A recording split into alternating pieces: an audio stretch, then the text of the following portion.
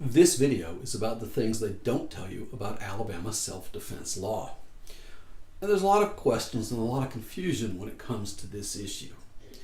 In this video, there should be somewhere below or to my side, I'm going to put up a link to the actual law, which you can Google, and you'll see it's fairly long and it's somewhat complicated.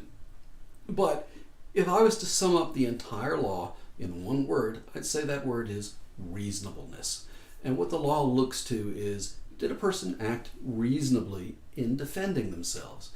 And that's defined not by what the person thinks, but what your quintessential average reasonable person would think. Is it reasonable under the circumstances?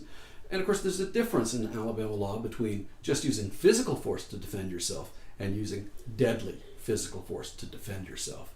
So the abbreviated way of thinking of this is you can't use an elephant gun to kill an ant. It's too much force. So, if somebody's going to punch you in the nose, you're probably justified in blocking it and hitting them back. But if somebody's going to punch you in the nose, that doesn't mean you can pull out a gun and boom, shoot them, because that's using an elephant gun against an ant. It's too much force. It's excessive force for the circumstances, and the law would consider that unreasonable. So that's what they're going to look at, is what degree of force. And you need to remember that it's not, ultimately, it's going to be others who judge whether or not the force that you used under those circumstances was reasonable or not. Typically, particularly if it's a deadly physical force situation, the case will be presented to the grand jury, and a bunch of random citizens are going to decide, well, was this right or not? If they think it wasn't, you're going to face a trial. You're going to have to spend a bunch of money on a lawyer or have one appointed if you can't afford one.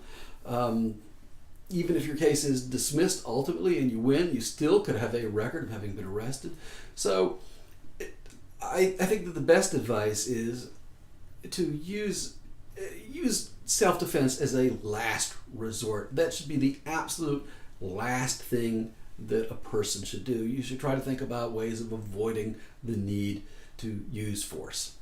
Certainly hope that you're not in a situation where you need a lawyer, but if you do and you want our help, just give us a call. Our phone number is down below. I hope you enjoy these videos, and if you want to see more, hit the subscribe button, and of course we like it if you hit the thumbs up, the like button, because that helps us as well. Thank you for watching. I'm Andy Siegel.